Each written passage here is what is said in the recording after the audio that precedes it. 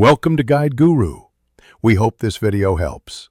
You start by confirming your Oppo model actually supports the fast charge standard it claims. Models vary.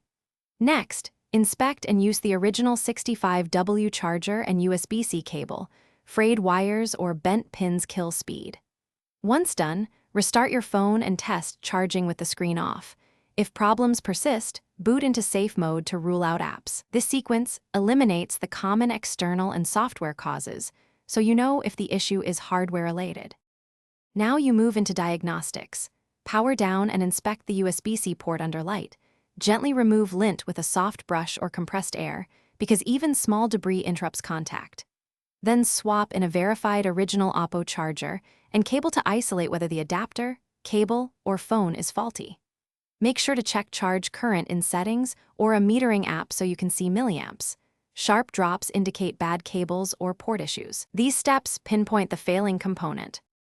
If diagnostics show a damaged port or inconsistent current after swapping known good parts, you must get a professional port replacement or board-level repair.